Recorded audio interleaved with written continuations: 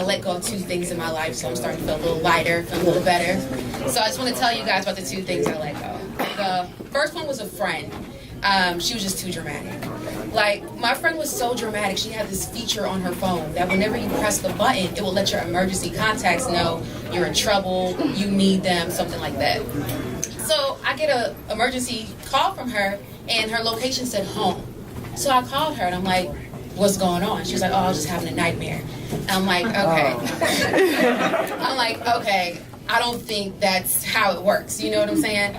But the last thing, when I was like, I gotta let this friendship go, was because she called me, and at this point, I already started ignoring her. So when I saw her again in person, I was like, what was that last call about? And she was like, girl, I was in the club, I was getting beat up, I was trying to SOS you to come jump in. And I was like, that doesn't make any sense. Like, if you in the club getting beat up, she's like, yeah, I have a video. So I look at the video, and she's just fumbling, trying to find her phone to call SOS instead of fighting back. I was like, okay, that's it. I can't have a friend like that. You getting beat up on the internet, like, that's not cool. We can't roll. You know what I'm saying? So that was the first thing I had to let go. I started feeling a little lighter.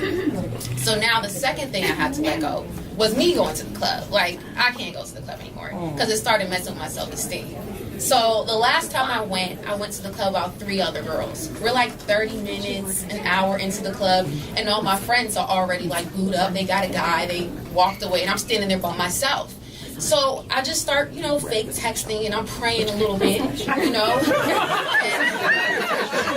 I'm like, God, like, send me somebody for conversation, But y'all know that saying, like, be careful what you pray for or wish for, or you might get it. Well, that night I got it. So 2 seconds later, here comes a guy rolling up in a wheelchair with a TD Jakes shirt on. So I'm like, okay, God, I get it. So whatever, I'm just going to go ahead and talk to him.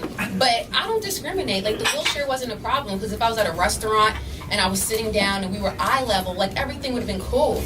But I'm in the club, it's loud, I'm standing like a good 6'3", he's down there. It was hard to communicate, I couldn't hear.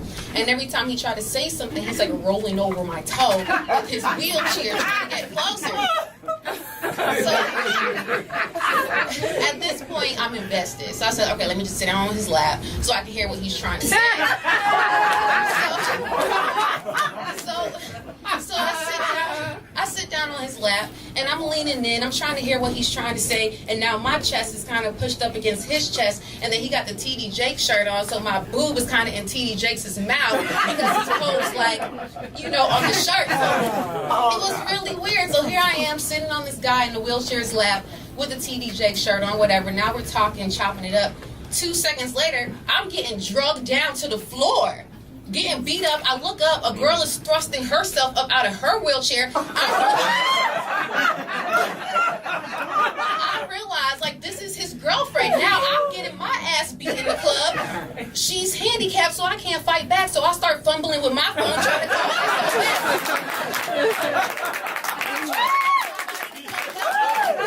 So, the moral of the story is, I don't go to the club no more. I'm actually friends again with that girl because the SOS made sense.